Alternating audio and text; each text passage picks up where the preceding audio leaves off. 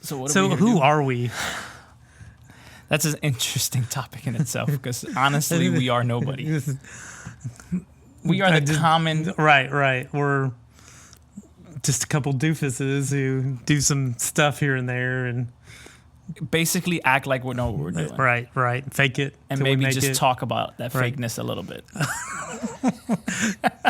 So, like, what's the name of this thing? Like, fake news podcast? We do what we got to do. I don't know. We haven't come up with a name yet, but we'll find one. How about that? Yeah. Well, okay, so if we intro this and we want to talk about who we are, I guess I'll start off with that. That'd be okay? You're good. You're good. I start off a little bit. So my name is David Bonilla. I have grown up in church my whole life. I'm a PK, so I know nothing but church. My grandfather was a pastor. They handed it over to my dad, and then I grew up in it. At the age of 10, my dad said, get behind the console because there's nobody else there, and that's kind of where my story kind of starts. From there, I fell in love with it. I grew up doing it, fell underneath some really good people, Phil being one of them, back in the day in Southeastern days. Don't lie to them so quickly. But no, I actually had great opportunities that I grew up with. I went to school at Southeastern University. My ears feel naked compared to you. Okay, how about we do this? No, just kidding. No? Okay. No, but I went to Southeastern University. It's kind of where my main focus really started off as I found some good people that taught me a lot. Became the audio director at Southeastern University, then moved over to MABE Production Installation, where I became part of the production side of the company. Learned a lot there. Then I moved to a church and became the audio director over in San Antonio, Texas for a couple of years, about 3 or 4 years. And then I moved to St. Louis, where I became a technical director at a church over there called Church on the Rock. And then ended up rotating from there back to here in Florida, kind of doing back to MABE for a while, doing some stuff there. And now I'm here with a church at Orlando called East Coast Believers, as I'm the communications pastor here, kind of in charge of all the production aspect of things that we do here. So that's kind of a little bit my story. I just had some great opportunities in a young age to be doing some pretty cool things. My story is like David's. I just did it a year or two earlier than him. No, I say that. We both went to Southeastern. I just was a couple years before that. I too grew up in church. Since at a small age, I remember going to services. And in high school, I had... I started, actually what's funny is I actually started doing tech. I'm going to start showing my age here a little bit. Oh, gosh. But the overhead transparencies, okay? So like... Yes. I do remember that. Okay, this was before there was ProPresenter and computers and projectors. So I helped the worship team in my high school youth band do the transparencies. Okay, so the question I have for you, did you ever put it upside down? No, I was actually, I'm sure I made mistakes here and there, but I actually was, the reason was, well, one, the worship leader was a friend and kind of a mentor to me at the time. And so, but I listened to a lot of the worship music, so I was quick. So that when they went off script, like we would have the little filing system, right? I remember the filing system, right? Yep. So they would start playing something, and I would recognize songs very quickly. And then I was in the little filing system pulling out the transparencies, and I knew the flow of stuff quickly. And then soon computers became a thing, and I helped transition into more. And I kind of started learning a little bit on the sound side, but I kind of more fell into sound just as I was helping, and I learned some of it. And then I had, somebody come to the church, start working at the church that I was at the time, and they saw potential in me, and I started really getting exposed. And that was actually Harvey, who I later began to work for and started doing with MABE. So I went to Southeastern and was doing. Helped install and doing events on the side as I was going to school, and I did that for 5 years or so. So like 3 years in school and a couple of years out. Decided to go back home because I'm originally from the Dallas, Texas area, and sorry about that. I'm a long-suffering Cowboys fan. Yeah, no. We won't go there. No, it's a painful subject. I don't want to weep on camera the first. So, and I ran the production side. Me and Dave are both production people, but I've done a lot of integration on top of that. And I ended up after back in Florida for a time, and then I had a church in Arizona call me and wanted somebody to come out and help them with their tech. And I was out there for about 4 years, and then which is completely amazing is I ended up quitting that job literally right before the pandemic.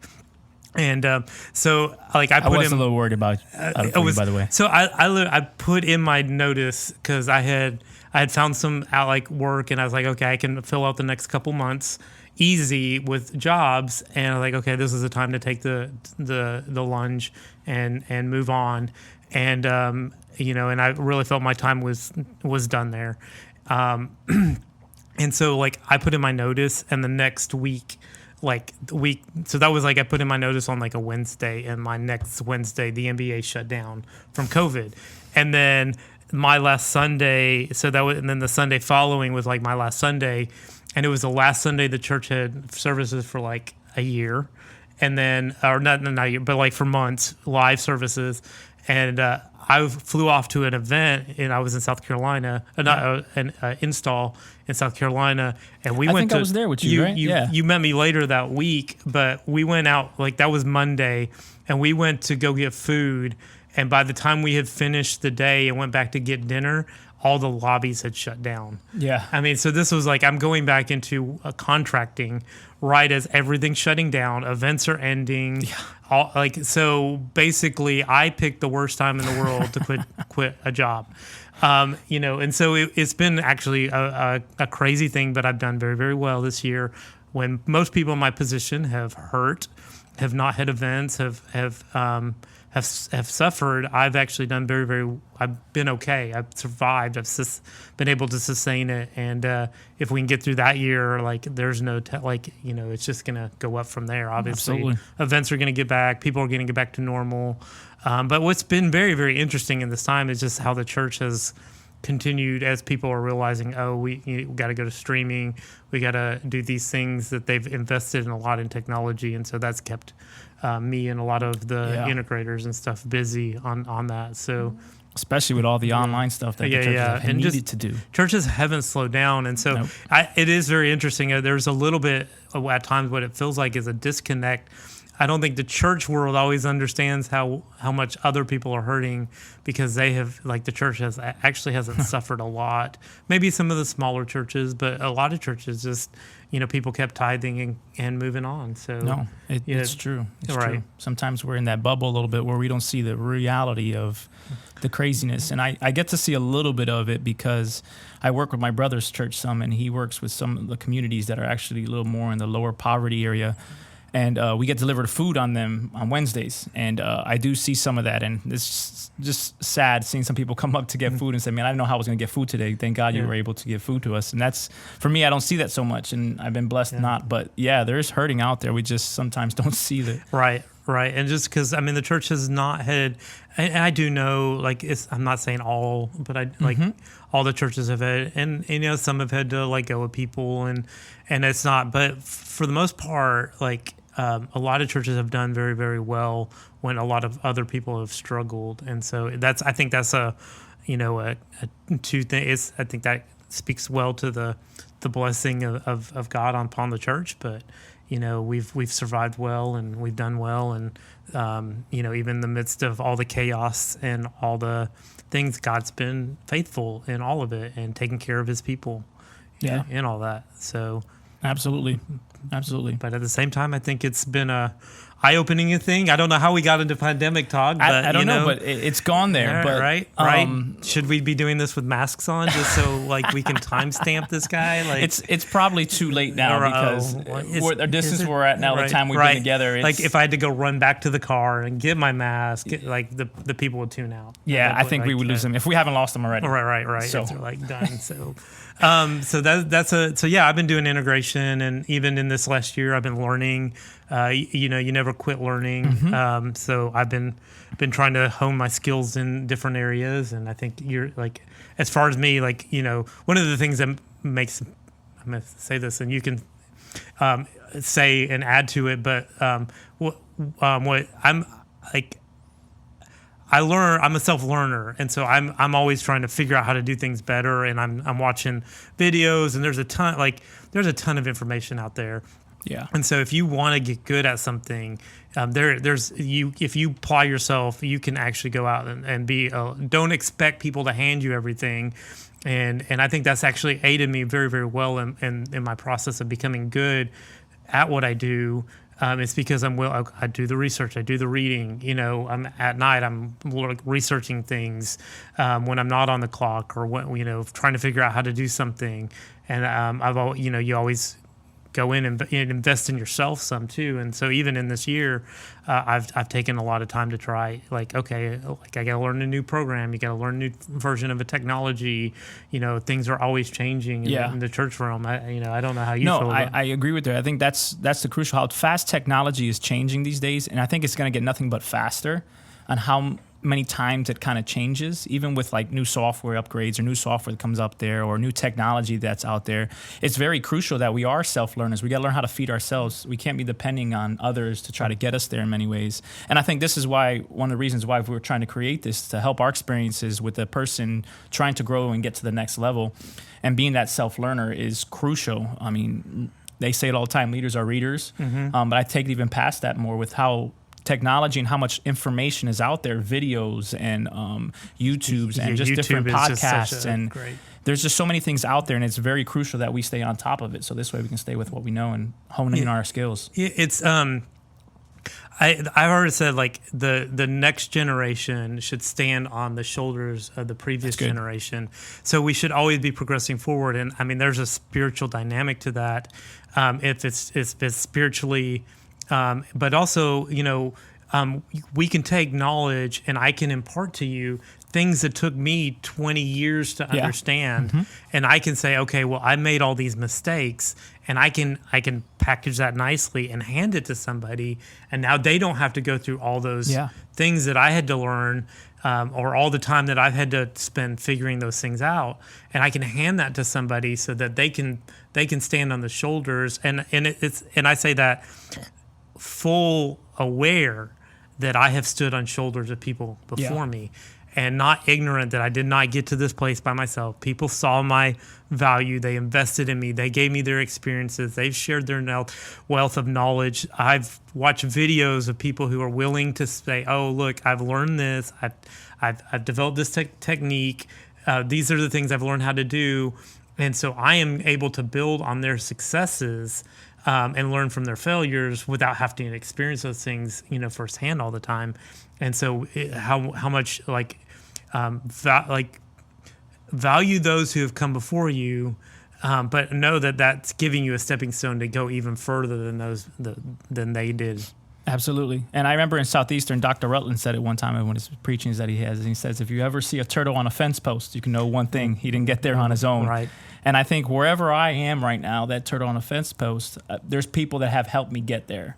And that's very important to know that, because you got to carry that to the next generation, like you were saying, so that this way others can grow too. And I think that's always our job as leaders, no matter where we are in an organization or in a church or even in life with our children. We should be that to bring them to the next level. So, yeah. So what are you passionate about these days? Oh man, these days has changed so much. I think reevaluating life with what has happened, and we talked a little bit about the pandemic here, and the passion has kind of shifted, I think, a little bit more. And we can talk in the church world, we can talk in life itself, but I think they've integrated even more so now, where I have come to conclude that even more so, my family and what I do is important that they are together, if that makes sense. That my ministry, my life is more than just what I do. I think sometimes we think is what I do becomes my ministry. And maybe it's in church or the position I hold. And now I've come to be more passionate about my ministry isn't what I do in church. It's what I do in life. So that involves how I am as a husband, how I am as a friend, as I am a father, as I am a brother, as I am a sister, as who I am in Christ. And all that together is my ministry, and not necessarily what I do in the church, where I think where I was younger, I had this thing where I had to fulfill a certain position to feel like I was fulfilling my calling in life. Right. And I've come to be more passionate about it's an overall thing of my walk with Christ, that it's almost a thing of togetherness, that it's my being a husband, my being a brother, my being a sister, my being a father and a friend. Those things are my ministries, including what I do inside the church. So it's together, not just one thing. So that's kind of been my passion. Yeah, I actually heard this teaching from a pastor not very long ago, and he talks about how we often we want to segregate like our lives. They said this is secular and this is ministry, and the truth is that when we're in like covenant communion with God, there isn't a secular. You're doing everything inside the relationship of God, and so we think, oh well, this is my ministry. This is my holy time, right? But we don't realize that we serve God when we're with our kids and we're with our family, when we're that is part of our ministry, because everything that flows out. There's not this like, well, this is a secular part of me and there's a spiritual part of me. Like when the spiritual invades your life and all that takes over in your life, then everything you do is flowing outside of that covenant relationship. And so yes, I absolutely agree with you on that. It's like we can't compartmentalize, well, being a brother or a father or a mentor is something that, that's secular, like, making cereal and lunches for the kids, or trying to teach them math because they're isolated at home. That's not secular. That is absolutely spiritual. In all of the things you do, it should be an overflow of your spiritual side. And that time really kind of helped realign that for me, where I realized that, because I wasn't doing it as much, I would say, in the church. I was more with my family, more doing those things, and I saw almost more of a passion that was developed in that, where I can see that this is what it's about. Right. And I think that's been one of the good things to come out from this pandemic, at least in my life. Yeah, I very much see, like, what we realized is when the pandemic hit, I think so many of us realized, we started seeing, this isn't working like we thought it was working. Like, well, now we got to rethink things, and there's been a realignment, and that's why, like, it's like you have parents where how much of it like constantly gone. If we're running to the kids event here and we're running to how many days a week were you gone out of the house, like running after piano lessons or soccer games or school functions and clubs and all these other, and then there's church at night or a Bible study and so you're constantly on the run. And all of a sudden the brakes kind of like come in and hit, and they said, okay, now you're forced to just be with each other. Not with this like thing we're striving for, and how that like just completely shifted our alignment. And I think it's been so, like, there's been a realignment during this time in this pandemic, and I think that's awesome. And even in my own life, like, it's been a very, very interesting year, because like I walked away from a job and several other things, and I've been away from where I like Arizona a lot, where I have family and our friends and family now, and I'm gone a lot, and so you're like, okay, well, it's also been a year of like, okay, realignment. Okay, I was headed in.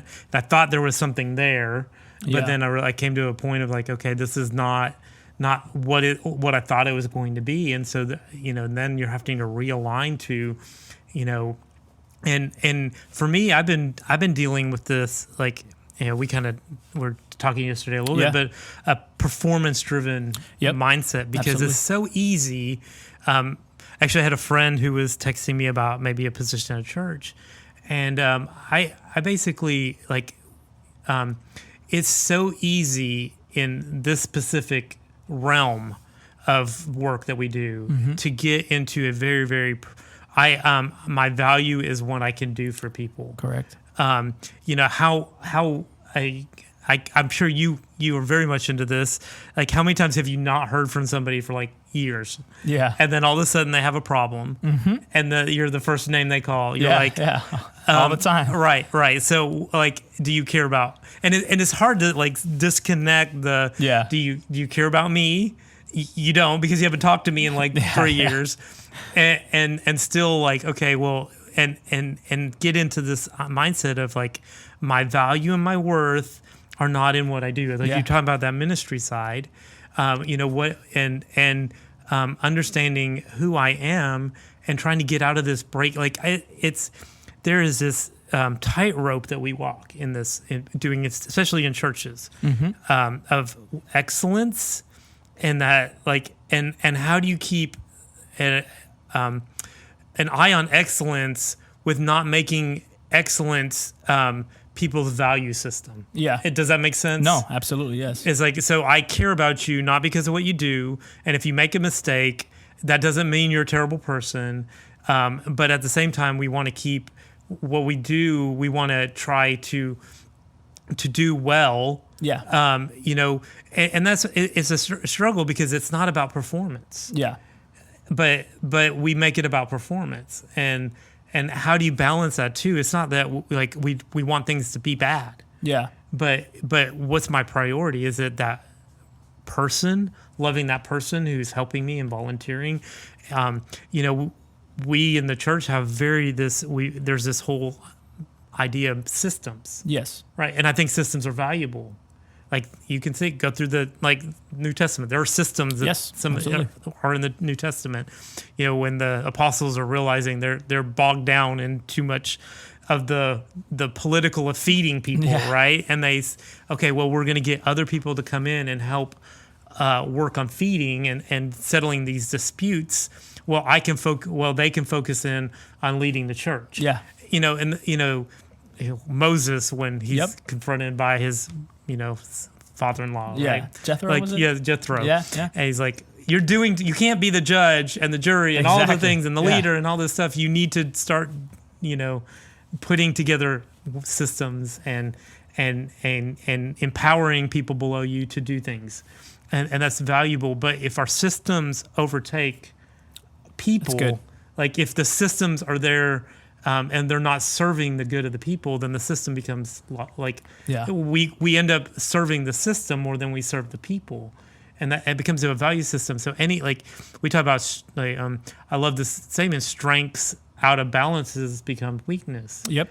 And so a system can be a strength, but if we put more value in the system than we do in the people, now that becomes a weakness because we're serving the system and not serving the people. No, I think that's really good and I think that is maybe in the position I hold now is kind of one of the things that I have to balance is the performance driven, because naturally I think a performance mentality comes humanely. I don't think God looks at our performance to judge who we are and what we've done in our ministry. We, I think, just as humanity have taken it there, and everybody's opinion on a performance is a little bit different. Some might measure it as far as a service having no mistakes. Others might measure it with how many people raised their hands, or others might measure it how offering came in that week because we messed up or something. So it seems to be different, but I think all of those things are driven humanely. So how do we distinguish, or how do we balance to keep that in line? I think you said it right. It's very important that we don't make sure that our systems don't overdrive, because they do support and help achieve the goal, and they're important. They're needed. Biblically, they were put there, but out of balance is where it hurts, and it can become a bad thing. Drinking too much water is actually not good for you, but water is really good for you and is needed.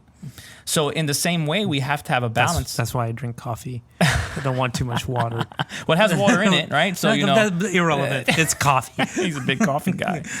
But yeah, it's driving it back to what we're really trying to do within our ministry, and it's about the people in many ways, and not necessarily about the performance. Because with dealing with volunteers, you're going to have mistakes. I mean, they're humane. I mean, humanity is imperfect. You're dealing with humane people that cause and have mistakes, so there is going to be mistakes, and that can't be driven on that alone. That's just a small portion of basically what you're saying, those systems, but putting those people's priorities and what they are and developing them in life and their spiritual walk is what must be the priority versus the system that we had placed before. Right. I think the Bible, if you go back to the beginning, before we had all these, God built the kingdom on family. Yeah. Yes.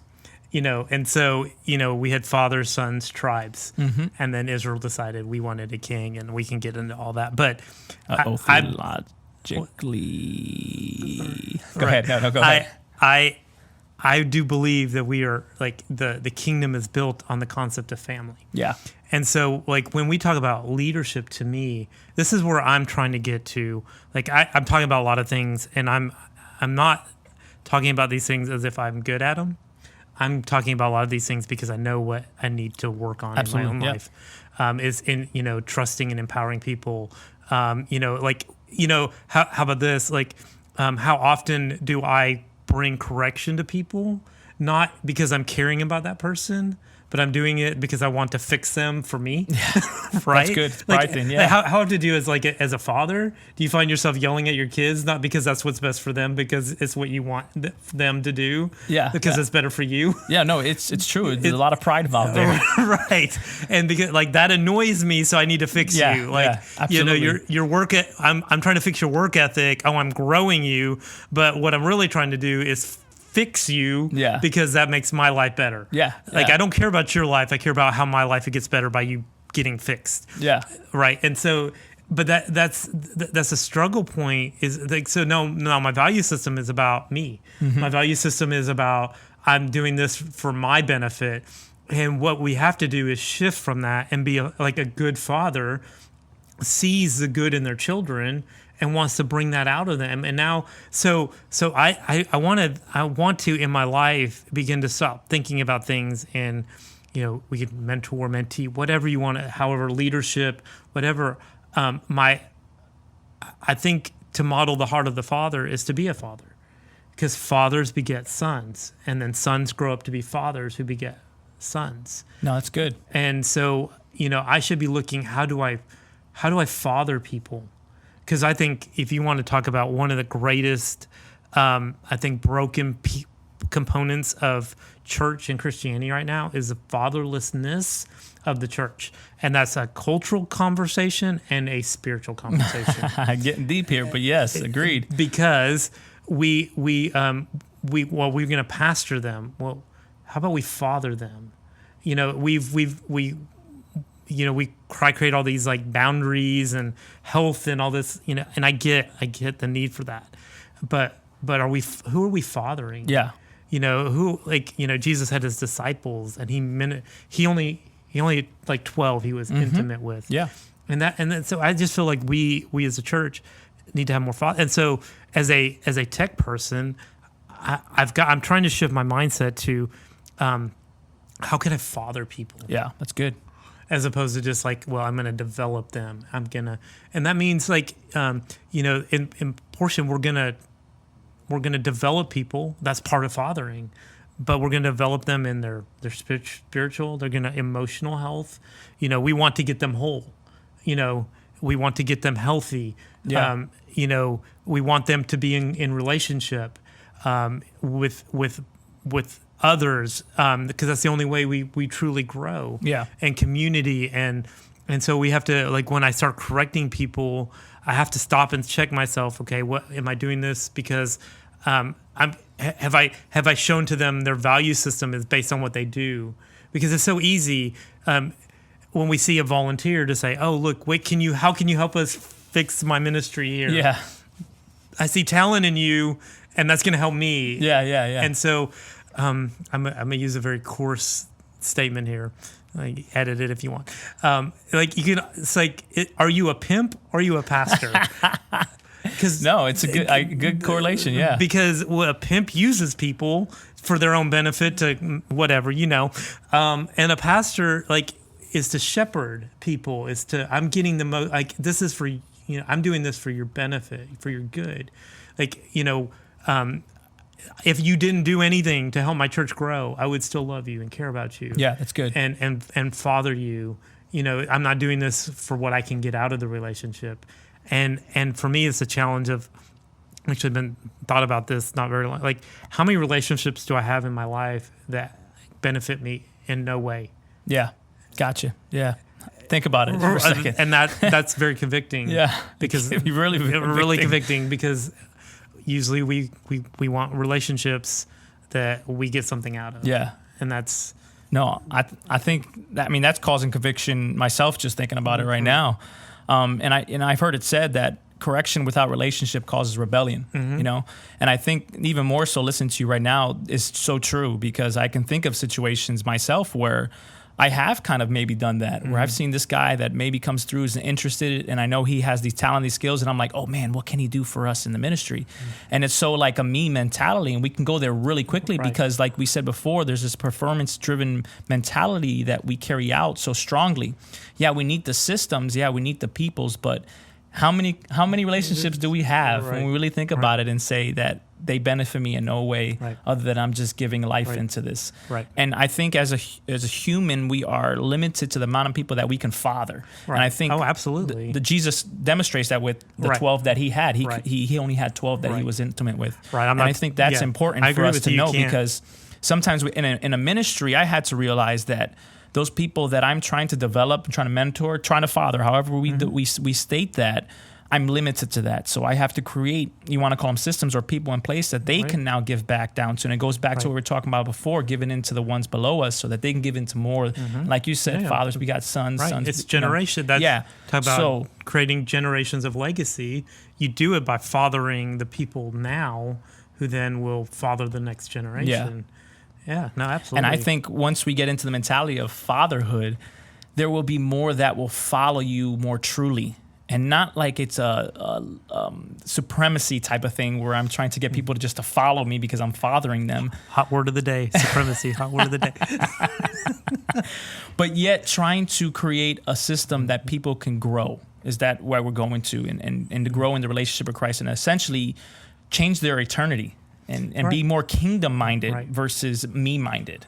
And I think you nailed it right in the head, man. It was good. Yeah, and that would be where, like, where I'm at is trying to make a shift, because I've come out of performance, and that's why it's a very hot topic for in this last year. It's really shaping some of the way that I think about church and just people, because it will go back into.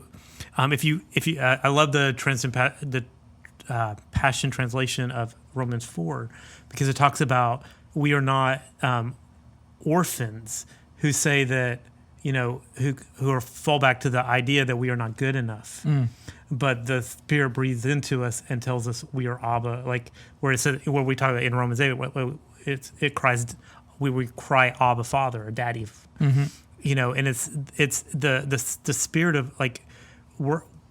I've found myself in this lifelong pit that I'm trying to pull myself out of performance, and it started as young in my as my parents. And a few years ago I lost my father, and if you lose a father and all of a sudden you start beginning to ask lots of deeper, bigger questions, and it led me on this journey that I'm still years down the road, because sometimes I think we should heal faster than we do, but we don't heal as fast as we think. And so, and an encouragement to people, like when things aren't going as fast as you think they should, it's okay.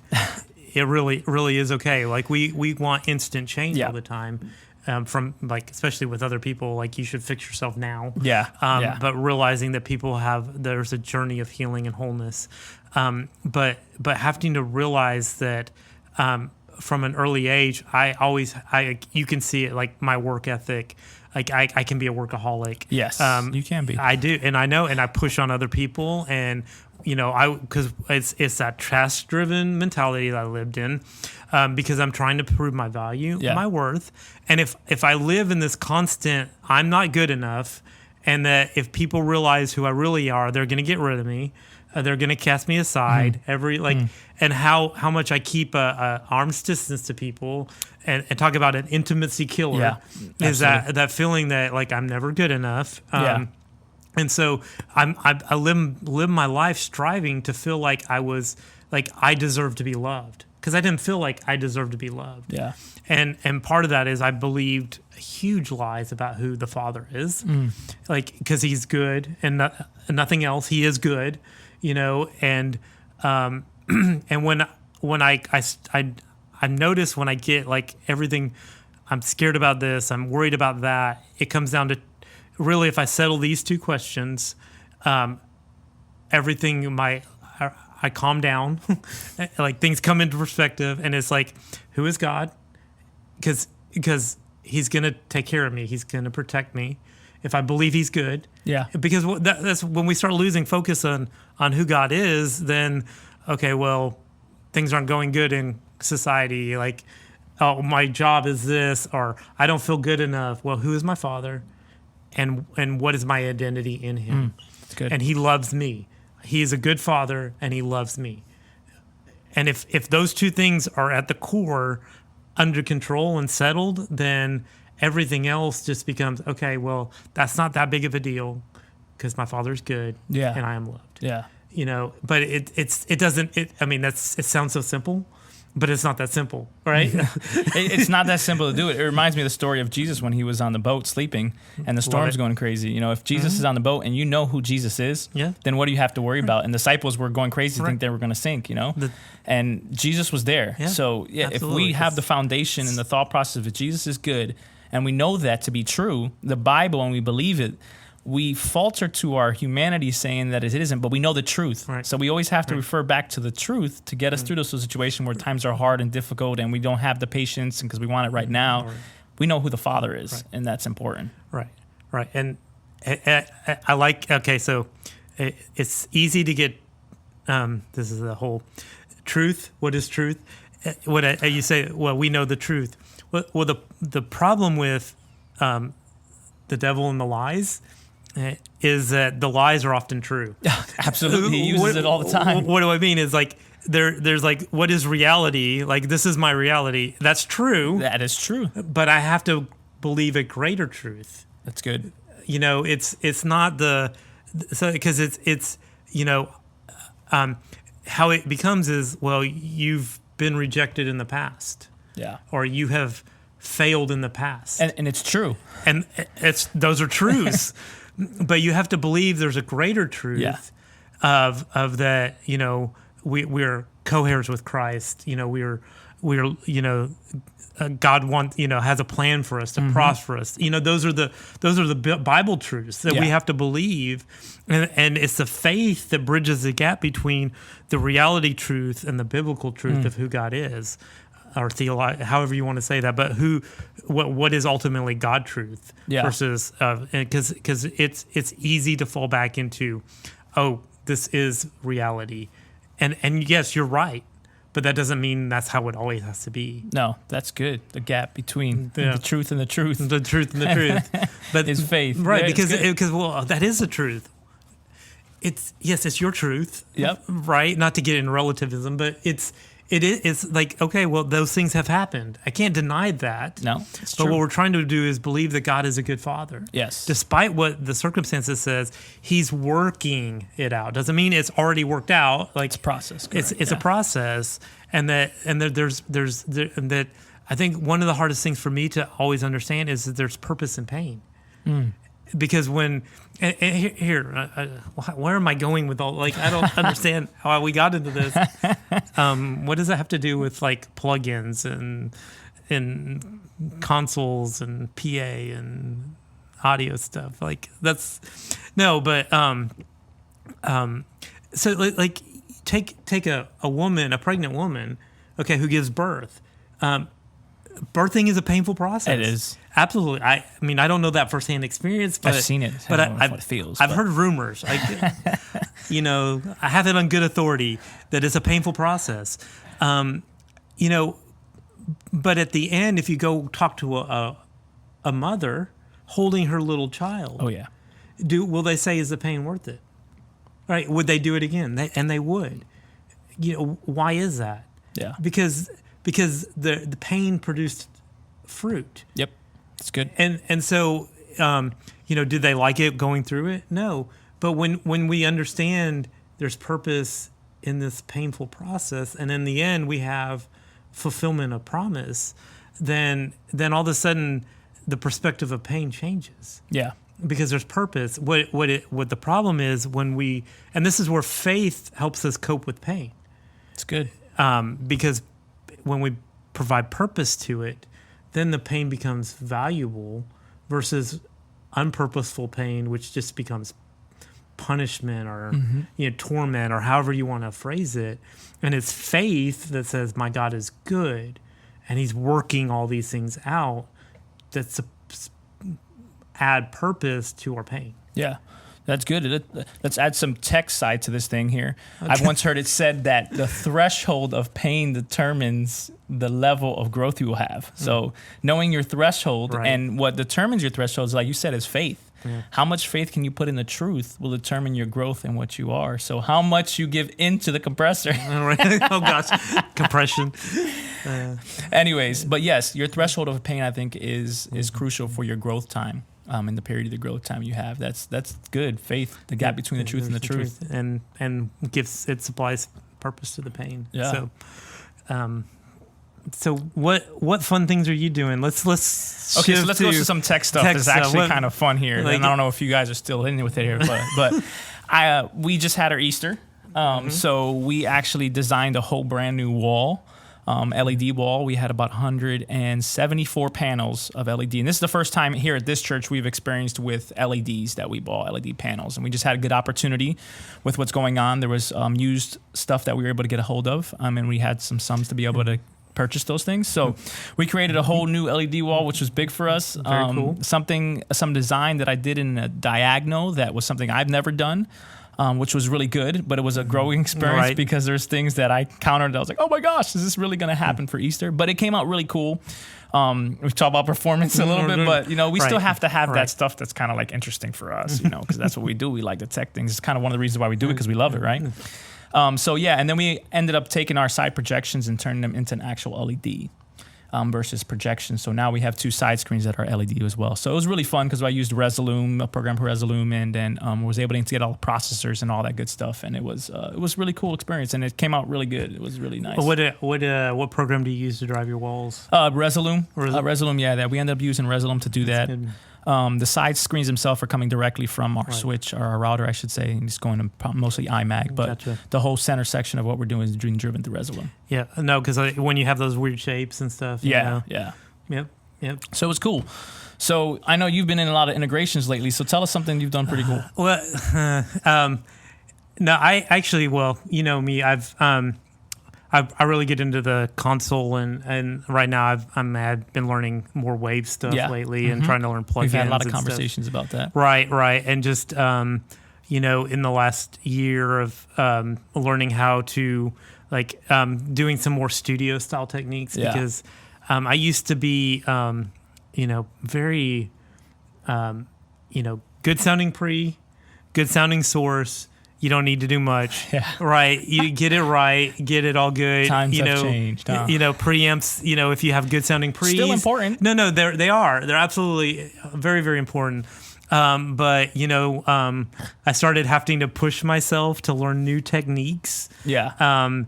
To keep up with what things are going on, and so I've learned a lot about analog modeled compressor plugins and channel strips, and I've been playing a lot with the other week we were trying to figure out how to do broadcast mixes. So if you were to a lot of churches right now are asking how can I do a better broadcast mix, and they don't want to buy a console.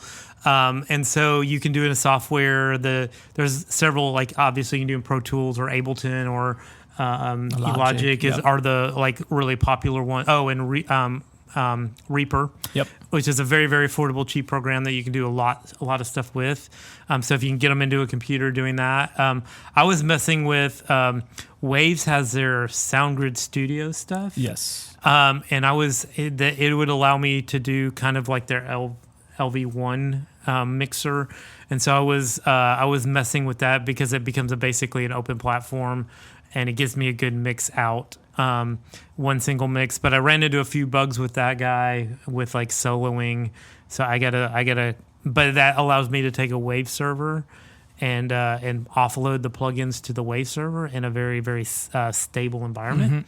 And I thought that was really, I actually mixed down with it through SSL channels on almost all the channels just to start out with. And it actually turned out really, really good. It's pretty impressive on how they've developed those those channel strips and what you can do with them. And just saturation, the way you can mess with saturation. Because I've learned vocals, like the chain of using a fast, basically typically 1176 style compressor into a very, very slow, the LA2A. 2A, yes. And in adding a multi-band like a C6 or F6. F6, one of mine. I kind of prefer the F6. He likes the C6. No, I like the F6 a lot. I'm very familiar with the C6, so sometimes it's easier to say with the thing you're familiar with. Yeah. But I've been using the F6 a lot more, actually. Oh, look at this. What I like about the C6, the F6 doesn't do is a multi-band compression. It does. And You're right. and so I can quickly grab big bands of compression there to help like with proximity effect and some of that. C6 is great. I'm not saying No, it's not. I It's know awesome. this is I know it's a weird argument, but I like the F6 a lot because it's all dynamic EQs, which actually are very, very valuable. And so I've actually been using the F6 more. I've been playing with the F6. It wasn't like I hated the F6. I just went to the F6 versus the C6. Right. But yes. They're both very, very powerful tools. Yes. I just had gotten really used to the C6, and so I knew exactly where some stuff and how it worked, and that made me feel, sometimes familiarity. Is absolutely. good. I'm right there with you. But those three plugins and how they keep vocals on top, I've been messing a lot with running parallel channels of bass. Yeah. To take the same bass input and run it through a clean channel and a dirty channel, which the dirty channel would be a combination of running it in a high saturation mode. Mm-hmm. Like, so if you have a preamp with some kind of saturation effect, you can do something like that, a plugin with some kind of saturation, and even sometimes throwing the bass through what is a guitar module and give it an amp, like a guitar amp module, and it'll give it this like distorted, fuzzy sound or a very rounded sound. And so you blend that dry with that, and it helps bring out some of that like mid range, and in a nice musical way is quite nice. No, so. And I use that guitar amp thing. You got, like, to me it's running them in parallel, so you still have that, use it as an effect coming in. Yeah, and blending things together.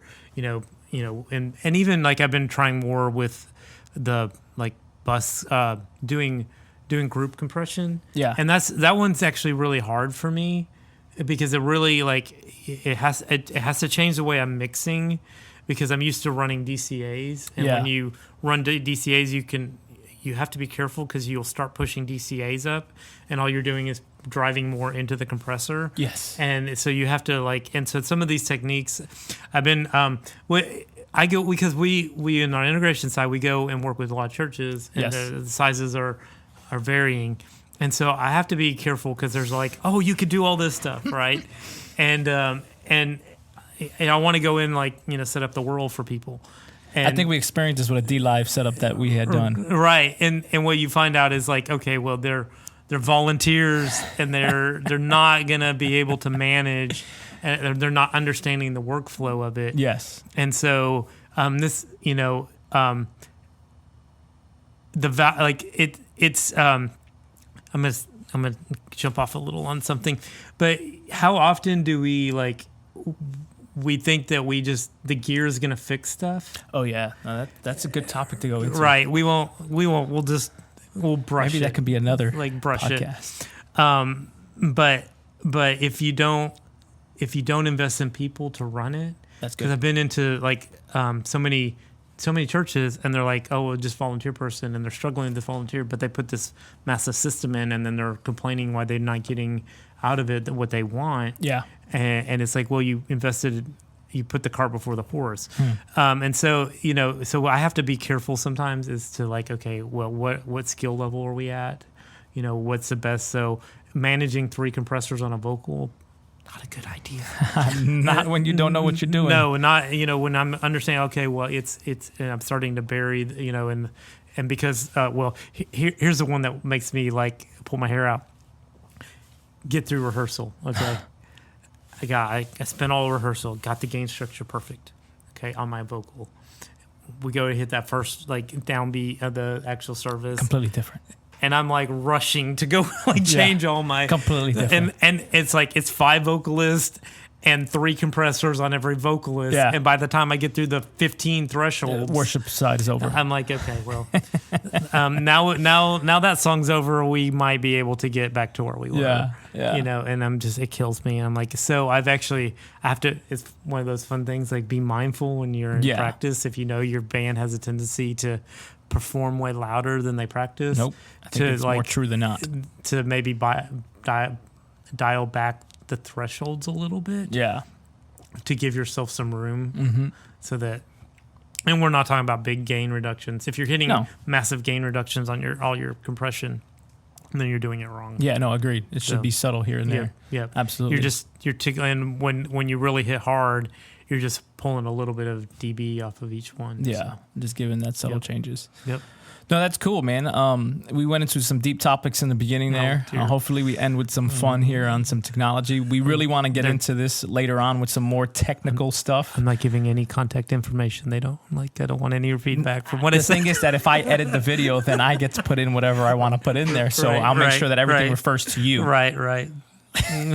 I'll make a fake email that just goes to you. I'm going off the grid. No, I think we kind of hit our first podcast, man. There you go. Yeah, thank you, Phil, for being part of this and pushing this and making this all happen. And right. Well, I'm sitting like not working for like weeks. Like David, come, let's do this. Yeah. Well, we done it. But David was busy. A little bit. So but thank you for tuning in, right? And hopefully you join us for the next one. Mm-hmm. There will be more. I got topics. Then we're going to do it. Yeah, we got topics. All right, we'll see these guys next time then. Later. Take care.